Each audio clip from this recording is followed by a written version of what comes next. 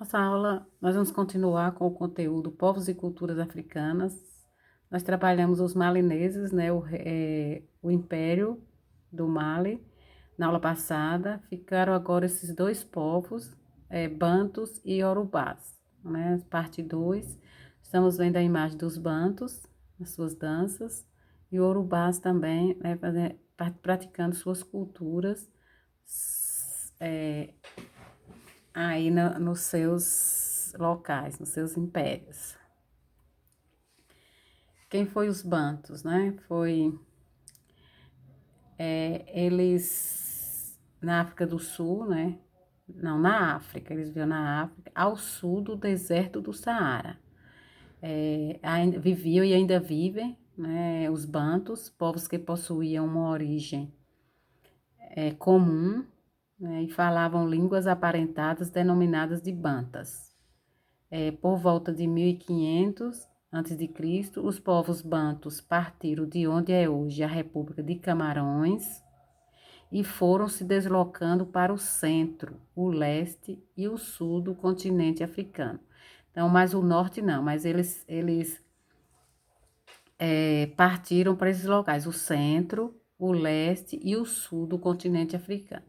Esse deslocamento durou cerca de 2.500 anos e foi a maior migração já vista na história da África subsaariana, né? Que significa, corresponde à parte do continente africano situada ao sul do deserto do Saara. Então, vendo aí que eles já ficavam, né? O deserto e eles ficavam ao sul do deserto do Saara, o deserto lá em cima e eles mais para o sul. Durante seu deslocamento, né, os bantus domesticaram plantas e animais e conquistaram povos que viviam da caça e da pesca. Então, como a África é muito rica, né, em plantas e animais, eles domesticaram, reconheceram plantas, né, principalmente para sua alimentação, e no percurso eles iam conquistando os povos que eles encontravam nas matas, né, da caça e da pesca, e aí ia formando, juntando e formando suas aldeias, seus reinos, né. Lá no mapa, o vermelho, todo o percurso, né, das terras conquistadas pelos bantus, embaixo eles com suas culturas e a sua economia, que era as plantas. Os bantus, né, eram povos agricultores, tinham o domínio da técnica, da produção e do ferro, usados por eles para fazer instrumentos de trabalho e armas de guerra. Isso os colocava em vantagem sobre os povos que desconheciam a técnica da metalurgia e ajudava a explicar a sua vitória sobre esses povos, né? Então, tinha grande prática na produção de ferro e fabricavam todas as suas ferramentas, né, os seus instrumentos para a guerra. Assim, as regiões ocupadas pelos bantos tornaram-se as terras de agricultores que dominavam a metalurgia. A agricultura e a metalurgia era a economia, né, de como eles viviam. Metalurgia, vocês já conhecem, né, que todo local na cidade tem uma metalurgia, que é o trabalho que transforma metais em objetos, principalmente o ferro. E aqui a imagem nós estamos vendo, né, que eles construíam aí a imagem de um banto, né, de um africano banto, e as ferramentas que eles produziam aí do ferro. Tinha essa técnica e as suas plantações, que eles viviam da agricultura também. O Reino do Congo, né? Como foi que eles formaram? Então, a bacia do rio Zaire, como era chamado de Congo pelos portugueses, era habitado desde longo tempo por grupos bantus, como o Bakongo, o Iuba e o Lunda e o Kikongo, né? A gente sabe que os africanos eles têm esses grupos, né? Cada um são divididos por grupos. Segundo uma tradição, no final do século XIII, os Bakongos, né, dominaram grupos menores, falantes da língua Umbundo e Kikongo, sob a liderança de um líder lendário de nome Nimi Alukene. Eles expandiram seus domínios por meio de guerras, alianças e da cobrança de tributos que eram impostos. Então, assim, eles cresceram, né, e fizeram o seu reino com essas conquistas, guerras, conquistando terras, né? Eles venciam as guerras, conquistavam as terras, fazia aliança também para conseguir ganhar as guerras e cobrava imposto. Aí nós estamos vendo o rio Zaire, né? O rio Congo, chamado pelos portugueses, e a etnia do Congo são esses negros aí africanos de origem Congo. O reino do Congo, ele tinha, né, o rei, que chamava Nemi Alukene. Então, ele recebeu o título de Manicongo, porque significava Senhor do Congo. Aí, ele passou a ser considerado o herói e fundador do reino de Congo. Depois, edificou seu palácio em Mibanza, né, que era uma cidade grande, Congo. E a partir desse tempo, centro de poder, o reino do Congo passou a controlar um amplo território, que formou o seu reino. Na capital, Manicongo exercia suas autoridades com 12 conselheiros, entre os quais estavam os sacerdotes reais, secretários reais, os oficiais militares, os homens de lei e os coletores de imposto, entre outros. Desses 12 conselheiros, 4 eram mulheres e representavam o clã das avós do rei. Interessante que as mulheres nesse tempo, né, na África já fazia parte. A gente viu no reino do Mali que tinha mulheres que eram griots, né, que elas tinham conhecimento e eram professoras, né, davam aulas, passavam conhecimento. E aqui no Congo já tinha essas mulheres que eram as conselheiras e que representava o clã, né, a família que presume ou são descendentes de ancestrais comuns, agrupamento família comum. Então, eles eram hereditários, né, essas mulheres hereditárias da família, e já fazia parte desse grupo de conselheiros. O rei, Niamey Alukene, na imagem ao lado, e o reino do Congo, né, lá embaixo, com o seu rei lá no seu trono. O reino de Congo os congos conheciam técnicas apuradas da fusão do ferro, como nós já falamos. Segundo a tradição, o fundador do reino do Congo era um rei ferreiro, né, era aquele que nós vimos lá. E por isso os trabalhos em ferro eram reservados principalmente aos mais ricos, nobres. No Congo, o comércio era intenso, da capital do Congo, Mibanza, atual Brazzaville, hoje na África, partiram desse local aí partiram as caravanas que iam ao interior buscar ou levar produtos, como especial destaque para o ferro e o sal, né? Eram os principais produtos dele. O ferro era extraído da província de Nissundi, no norte do reino. Já o sal raro e precioso vinha das salinas de Mipinda e da província de Nidembo, no sul. Então, o que era essa província aí? Era nome de cada uma das partes que forma a divisão territorial de certos estados. Então, quando divide de um estado para outro, né, aquele tempo lá chama província. E o sal era precioso, né, vinha do norte,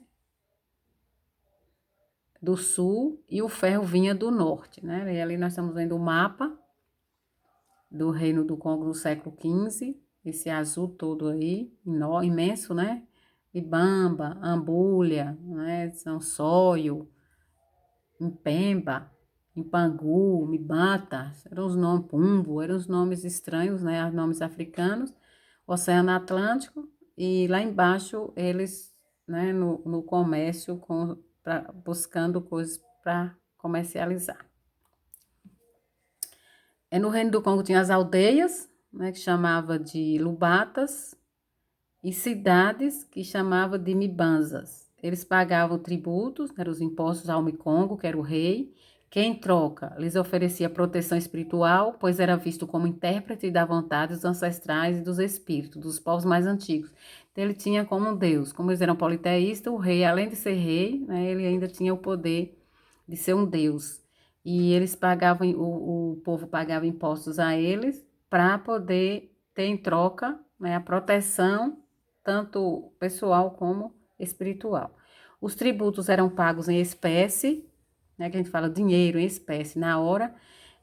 Os tributos era sorgo, né, os impostos, era vinho da palma, era metais, frutas, marfins e peles. Como a África tem muitos animais, né, tinha as peles, tinha também o marfim, que era o dente do elefante, que até hoje é bem precioso. E também em dinheiro. A moeda do Congo, né, era chamada nizimbo, era uma espécie de concha marinha pescada na ilha de Luanda. A exploração dessas conchas era monopólio do rei. Então, era Mone, quer dizer, né, o rei que tinha autoridade.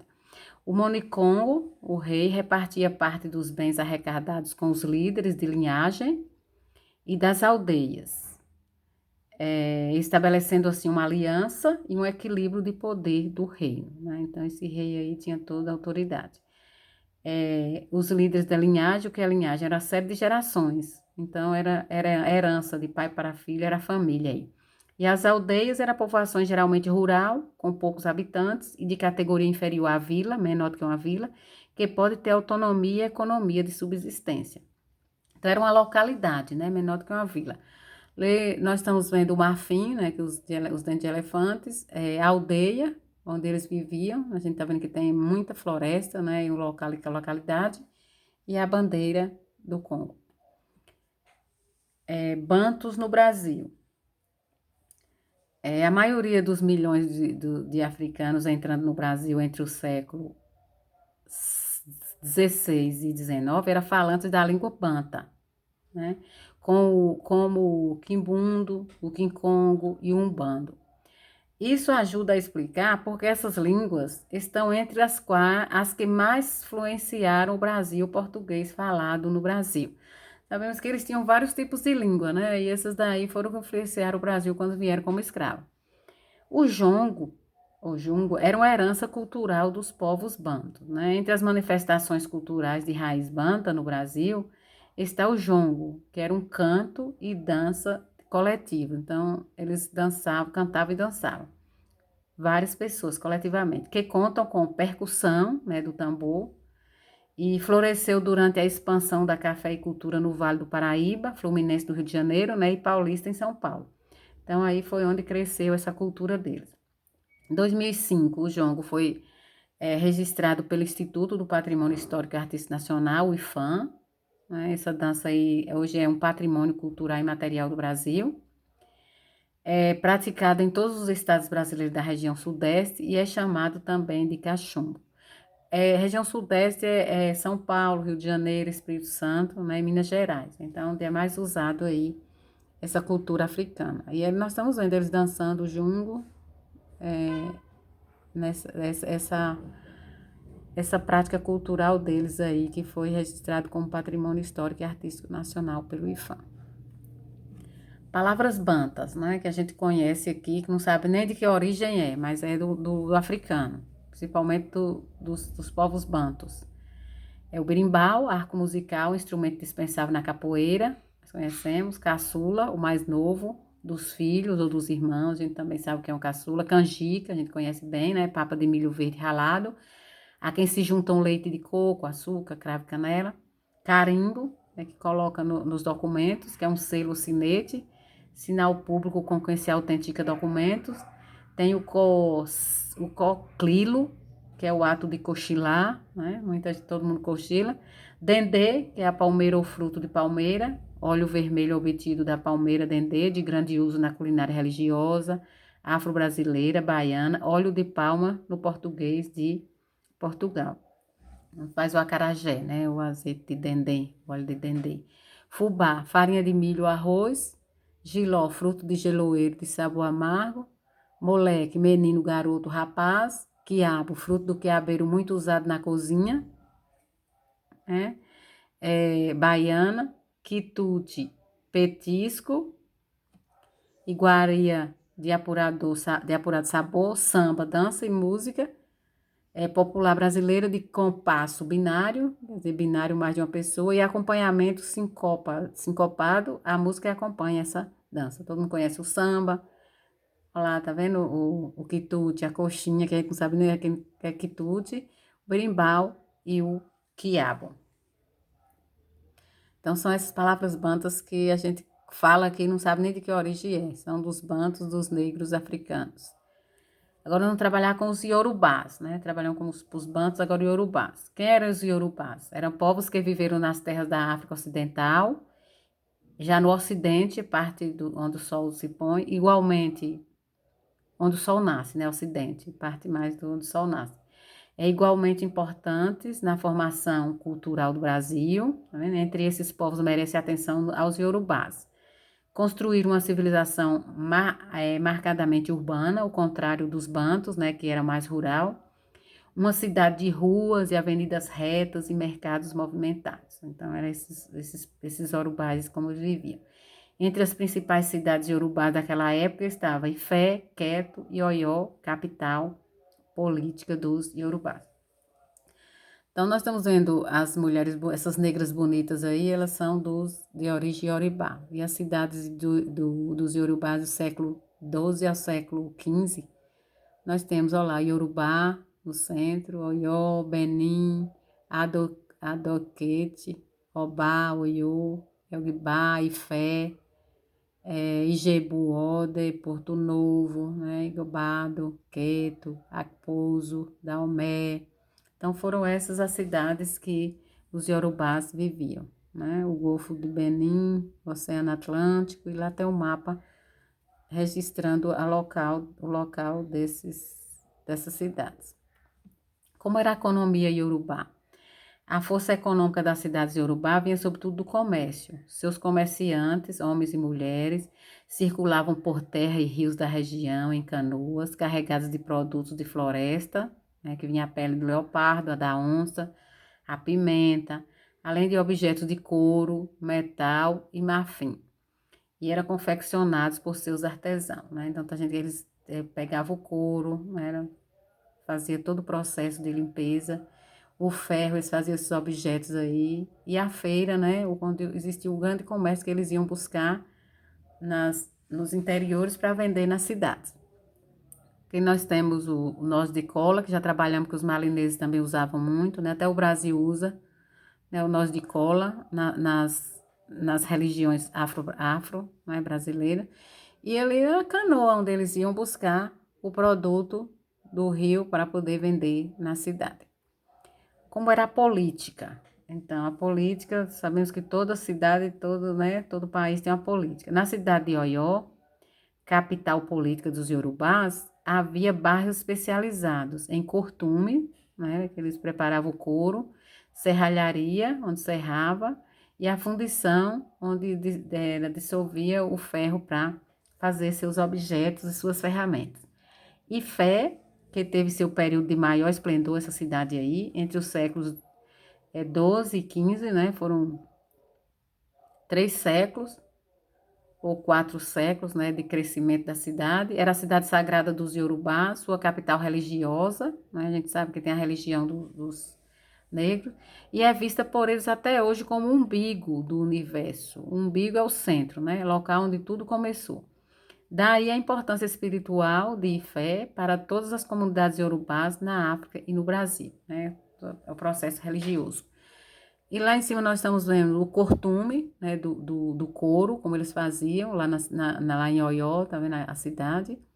A serralharia, né, onde eles faziam, como eles serravam, né, a madeira.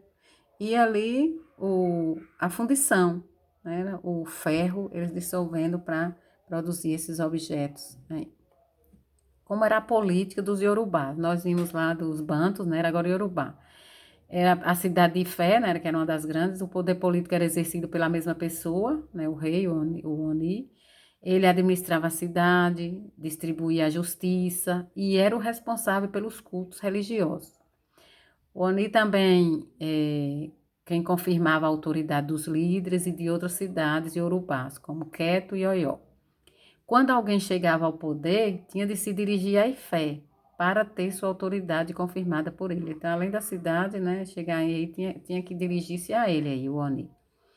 Apesar de compartilhar uma mesma língua e possuírem uma base cultural comum, os Yorubás não chegaram a compor um estado centralizado, à semelhança dos antigos malineses. A gente viu lá que os bantos tinham várias línguas, né? Os Yorubá não, ele tem uma língua única. As suas cidades eram cidade-estado ou cidade-reino. As cidades iorubás não formavam uma unidade política, eram independentes umas das outras. Então, eles não formaram um reino nem um império. Tinha várias cidades, cada cidade com seu rei. Então, não era centralizado, né? Cada um tinha sua independência de como agir. Olha lá o Oni, né? Fazendo suas apresentações. Embaixo nós temos ali também o rei e embaixo a última imagem, a cultura, a dança deles aí, dos Iorubás. nós temos eles no Brasil aqui, né, os Yorubás. Segundo o estudioso Pierre Verger, né, ele nasceu em 1902, morreu em 1996. Não tem muito tempo que ele morreu, né, 96. Foi um fotógrafo, etnólogo, antropólogo e pesquisador francês. Foi principalmente após 1830, quando os muçulmanos destruíram a cidade de Oió, capital política dos Yorubás, que eles foram trazidos para o Brasil como escravos, tendo entrado em grande número pelo porto de Salvador. Então, esse estudioso aí, esse fotógrafo, além dele fotografar, né, ele fez essa pesquisa e ele encontrou que em 1830, né, século XIX, os muçulmanos destruíram, né, toda a cidade de Oió, que era a capital deles, e aí eles vieram para o Brasil como escravos e desceram no porto de Salvador. Entre os oribás aqui chegados, havia muitos sacerdotes, príncipes, líderes, políticos e artistas, que foram empregados sobretudo em trabalhos urbanos e domésticos, na cidade de Salvador e no recôncavo baiano. Embora trazidos à força, e em condições adversas, os iorubás fizeram história e arte em solo brasileiro.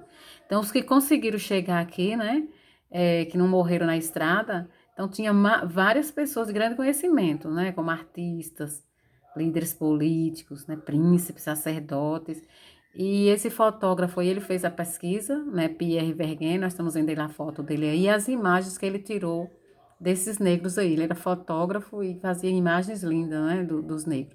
E embaixo nós temos aí os negros trabalhando no Porto de Salvador, onde eles chegaram para, aqui no Brasil, para esse trabalho, né, que eles trabalhavam geralmente como doméstico, né, e também nas cidades, que a gente sabe a história desses negros sofridos.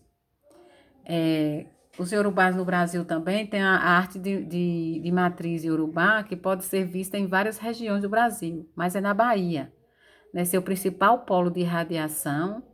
Lá nasceram ou vivem alguns dos grandes nomes da música e das artes plásticas da matriz iorubá.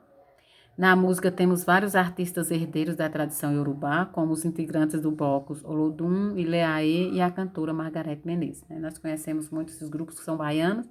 Então, os iorubás chegaram em Salvador e os bantos chegaram na região sul, né, que foi São Paulo e Rio de Janeiro, né? Eles viveram lá e os iorubás aqui na Bahia. Nós estamos vendo o Olodum, que tem uma pancada bem gostosa, né, da dança. E os ilhaês também, né, que eles, quando eles têm a festa dele, escolhe a rainha do Ilhaê e Margareth Menezes, né, que tem a música conhecida como Faraó, né, que já é conta a história do Egito. Iorubás no Brasil. Ainda continuando. Nós vimos lá na música, agora nós vamos nas artes plásticas. Nós temos nomes importantes, como os escultores, Emanuel Araújo e Mestre Didi. Então, nós temos também os pintores Caribé e Menelau Sete, conhecido como Picasso no Brasil. Emanuel Araújo, ele é de 1940, escultor, desenhista, ilustrador, figurinista, gravador, coreógrafo, pintor e museólogo, né? Muito conhecimento. Foi professor de artes gráficas e escultor em Nova York, diretor de Pinacoteca no estado de São Paulo, na qual também é diretor-curador. Mestre Didi, morreu em 2013, né? Foi escultor e escritor baiano, expoente da matriz iorubá no Brasil. Então, nós temos esses artistas. Nós temos lá na música e agora nós vamos vendo aqui na arte, né? Emanuel Araújo, com a sua arte linda ali, sua escultura. O mestre Didi embaixo também, com sua escultura. E os dois pintores, né? Caribé e o Minelau, né? São artistas de origem iorubás. Nós estamos vendo a religião, né, dos povos africanos, o candomblé, coloquei Iemanjá. Temos também ali a Igreja do Senhor do Bonfim, né, a festa do Senhor do Bonfim, e tem a lavagem das escadarias da igreja também que eles fazem. E várias outras religiões que eu não coloquei aí, mas coloquei assim mais ou menos para a gente lembrar quais são as religiões africanas. Referência, né, de onde eu fui pesquisado. Agradeço a vocês pela atenção. Espero que tenha adquirido muito conhecimento, porque eu consegui conhecimento nessa preparação da aula. Espero que vocês também tenham aprendido muito e tenham esses conhecimentos fiquem gravados sempre que você vê esse nome, Margarete Menezes, sabe, Olodum, sabe que eles foram, né, de origem iorubá. Muito obrigada, agradeço a todos vocês pela atenção e o carinho.